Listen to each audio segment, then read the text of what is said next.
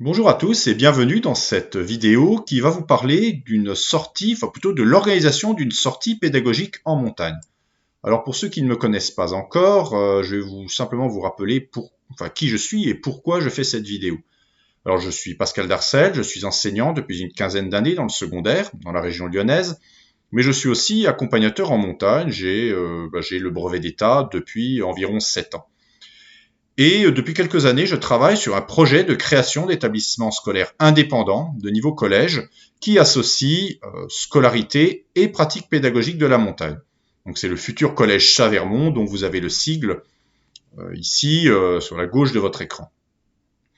Et évidemment, vu le thème, vu l'objectif pédagogique de ce futur établissement, bien sûr, les sorties pédagogiques en montagne ont toute leur importance. Alors je précise d'abord que dans l'établissement où j'enseignais précédemment, jusqu'à l'année dernière, j'ai eu l'occasion pendant 6 ans de mettre en œuvre déjà un projet de classe à l'échelle d'une classe où il y avait des sorties pédagogiques en montagne prévues pendant l'année. Donc les images que vous allez voir sont toutes des photos qui ont été prises durant ces sorties-là. Donc en la matière, dans ce que je vais vous expliquer, j'ai déjà une certaine habitude, une certaine pratique. Alors la première chose, c'est que une sortie en montagne, elle se prépare d'abord en amont, c'est-à-dire un petit peu avant la sortie elle-même. Et déjà, ça permet aux élèves, bon, déjà de savoir ce qui les attend, et aussi de travailler différentes matières de façon active et un petit peu différente de ce qu'ils peuvent connaître dans les cours classiques. Et quand je dis ça, je n'apporte aucun jugement de valeur particulier. Bon, ils peuvent avoir à travailler sur la carte topographique, par exemple, pour apprendre à reconnaître certains figurés. Ils peuvent aussi lire sur la carte le parcours qui est prévu. Ce travail, ils peuvent aussi calculer des dénivelés, par exemple, ou des distances en fonction d'une échelle. Donc déjà, tout ce travail sur la carte topographique, ça permet finalement de mobiliser des savoirs et des méthodes de travail qui appartiennent à différentes matières. Bon, la géographie, bien sûr, mais aussi les mathématiques, la SVT, sciences de la vie et de la terre, avec le relief, la végétation, bon, même si bien sûr les indications liées à la végétation sont relativement sommaires. Repérer déjà un certain nombre de phénomènes géologiques, comme par exemple ici des résurgences, etc., etc. Bon, dans la préparation, là, on est plus dans le domaine éducatif. Les élèves peuvent aussi avoir à travailler sur les affaires qu'ils ont à apprendre. Et je pense surtout aux élèves qui sont encore relativement jeunes, élèves de primaire ou de sixième. Réfléchir à ce qu'ils vont devoir mettre dans le sac, par exemple, en fonction du terrain pratiqué et des objectifs. Ce qui va les obliger non seulement, à imaginer ce qu'on met dans le sac, mais aussi la veille de la sortie chez eux, à préparer leur sac pour ne rien oublier. Donc il y a là un travail sur l'autonomie qui joue un rôle important. Bon, également, il est possible de travailler sur les aspects météo. Bon, là, je vous ai mis un exemple pour une sortie en hiver, mais là aussi, ça permet de croiser des savoirs et des méthodes de travail de différentes matières, et notamment de la science de la vie et de la terre. Et puis, dans certains cas, ça peut avoir un réel intérêt pour la sécurité, parce que la sécurité est la priorité numéro 1 quand j'emmène un groupe en montagne. Donc, vous voyez, en amont, on peut déjà faire pas mal de choses. Alors, les documents que je vous ai mis, ce ne sont que des exemples. On pourrait encore imaginer bien d'autres activités qui touchent différentes matières. Ensuite, bien entendu, il y a la sortie elle-même.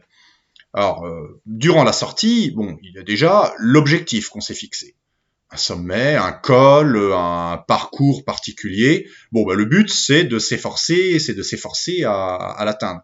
Cela veut donc dire gérer son effort, cela veut dire écouter certaines consignes, cela veut dire se donner des objectifs et s'efforcer de les atteindre, cela veut dire penser collectif, penser groupe, puisque l'idée c'est d'atteindre le sommet ou le lieu désiré ensemble et non pas juste quelques-uns qui tracent devant et qui laissent tous les autres derrière. Sur le terrain aussi, cela permet de travailler certaines choses liées à la confiance en soi. et à la capacité à franchir des obstacles que les élèves, certains élèves peuvent croire a priori infranchissables. Alors j'ai mis cette photo parce que je pense à cette petite demoiselle qui, voilà, à la descente devait franchir ce ressaut rocheux. Bon, il y avait un câble, hein, le passage était équipé, mais elle le sentait pas, elle avait beaucoup d'appréhension. Et ben, elle a fini par y arriver parce que, voilà, avec l'aide des adultes qui étaient là. Donc il y a là un véritable travail, hein, qui tient vraiment à la confiance en soi et à l'estime de soi. Et chez certains jeunes, ça a une importance très très grande. Bon, sur le terrain aussi, pendant la randonnée, généralement, on travaille des choses qui ont déjà été vues en classe. Mais cette fois-ci, là, on les voit de façon concrète, par l'observation du terrain. Donc là, par exemple, ici, j'étais en train d'expliquer une forme de relief et une mise en valeur de l'environnement, hein, une mise en valeur agricole, puisque voilà, nous étions en Chartreuse où il y a une forte activité agro-pastorale. Bon, ici, nous avons plutôt fait de l'orientation. Hein, les élèves devaient lire la carte et puis tour à tour guider le groupe, hein, le long de l'itinéraire. En sachant qu'il n'y avait aucun panneau sur le terrain, c'était à eux, ou à nous, hein, parce qu'évidemment je les aidais, hein, pour trouver le bon itinéraire. Ici, c'était un travail qui avait été fait après l'ascension en elle-même. Les élèves avaient pris quelques échantillons d'eau d'un torrent juste à côté qu'ils devaient analyser, et puis aussi ils avaient un travail à faire en géographie. Bon, là, c'était un questionnaire également en géographie, juste après la sortie, dans le retour du car. Donc, hein, pendant la sortie, hein, il paraît vraiment important de revenir sur tous ces points qui ont été vus en classe, ou d'anticiper, d'aborder des choses à partir du terrain qui vont être revues et extrapolées en classe. On peut imaginer le cheminement inverse. Pourquoi? D'abord parce que ce sont des choses concrètes. Ce sont des choses pratiques et qui s'ancrent dans le vécu. Et dans un certain nombre de matières, en tout cas, l'acquisition des savoirs, qui est essentielle, eh bien, se fait parfois mieux, hein, quand l'élève, voilà, est confronté à la réalité du terrain, à quelque chose de réel, de sensible. Hein, et il y a d'ailleurs un certain nombre d'élèves que parfois on qualifie de pas très scolaires, qui ont parfois du mal avec le cadre scolaire, mais qui peuvent du coup être plus compétents et plus sûrs d'eux, quand ils sont dans le concret, dans le visible, dans le sensoriel. Et puis même pour des élèves considérés comme scolaires, eh bien passer par le terrain, hein, a en principe un réel intérêt en termes d'acquisition des connaissances et puis aussi en termes de donner du sens au savoir, aux connaissances qu'ils apprennent et qui leur sont transmises par leurs enseignants. Hein. Une chose est d'apprendre par cœur, voilà, de rabâcher, de bachoter, hein, comme on dit plus tard au lycée, un cours, voilà, de l'ingurgiter et entre guillemets de le recracher en interrogation écrite. Une autre est de véritablement s'approprier ces savoirs, d'en comprendre l'intérêt, d'en comprendre la portée. Même pour des élèves jeunes, hein, même pour des élèves de 6e, bon, bien sûr, on va pas leur demander la même maturité que des élèves de lycée ou au-delà, mais déjà en 6e, hein, le contact avec le terrain peut les aider à donner du sens à ce qu'ils apprennent.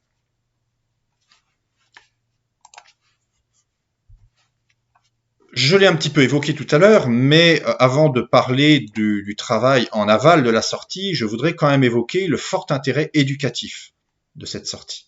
Alors je vous ai mis d'abord cette petite photo parce que elle fait référence à un élève qui justement voilà était un élève qui était très peu scolaire, hein, qui était très intelligent, mais qui avait du mal avec le cadre scolaire, qui avait du mal à rester assis sur une chaise, qui avait du mal à se conformer voilà aux méthodes de travail pourtant nécessaires qu'il était censé acquérir. Mais par contre il s'était vraiment révélé en sortie et pas que pour la performance sportive. C'était un élève très vif qui avait très vite vu sur le terrain l'intérêt, les implications de tout ce qu'il avait pu apprendre par ailleurs en classe. Bon, là, je vous ai mis aussi ces deux documents parce que ça fait référence à une activité qu'on avait fait en classe avec un groupe de 6e. Où on avait fait le parallèle entre l'alpiniste qui grimpe au sommet de la montagne. Alors bien sûr, on n'est pas allé là-haut, nous, hein, je vous rassure. Mais bon, voilà, l'alpiniste qui fait l'ascension d'une montagne et l'élève qui réalise sa scolarité. Et il y a des parallèles évidents. Hein. J'avais mis 3 numéros en bas, au milieu et en haut de la montagne, et 3 situations. Donc l'élève qui a des résultats très satisfaisants, qui a compris ce qu'on attend de lui en 6e et qui termine son année eh bien, de façon plutôt sereine. Donc on pourrait considérer que pour son année de 6e, il est presque en haut de la montagne.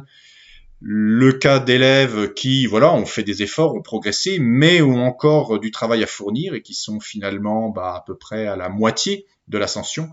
Et puis les élèves qui, pour des raisons diverses et variées et sans aucun jugement de valeur, eh bien, ne sont pas au niveau de ce qui est attendu, qui sont encore en bas de la montagne et qui sont invités, eh bien, malgré tout, à fournir les efforts nécessaires pour s'élever, même un petit peu. Donc voilà, on avait fait tout ce travail, cette association d'idées entre l'alpiniste et l'élève. Et là aussi, ce sont des choses qui peuvent être tout à fait envisagées en classe, même indépendamment d'ailleurs d'une sortie.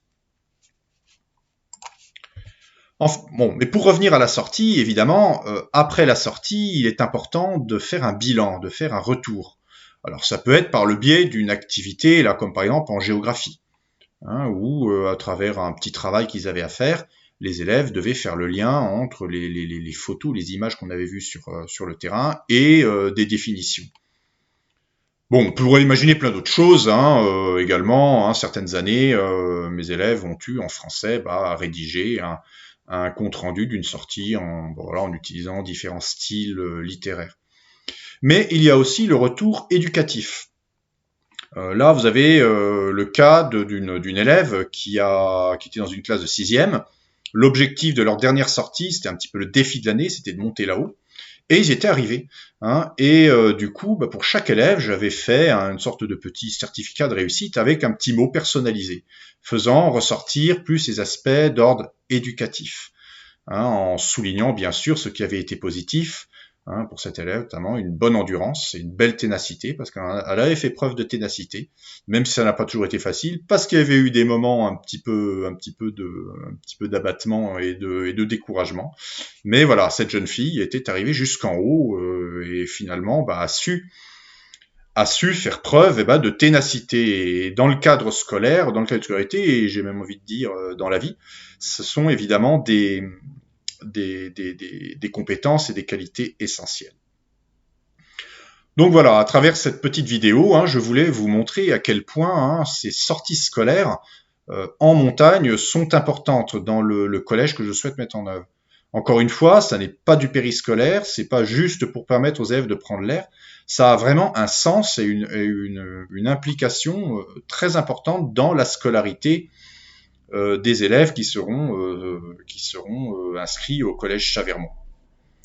Mais bon, pour la création du collège Chavermont, pour ceux qui n'ont pas eu encore l'occasion, je vous invite à visiter le site de ce collège, savermont.fr, et de visiter aussi notre chaîne YouTube, Collège Chavermont, où vous aurez un certain nombre de vidéos qui vous exposeront plus en détail ce qui est prévu. Je vous remercie de votre écoute et j'espère à bientôt.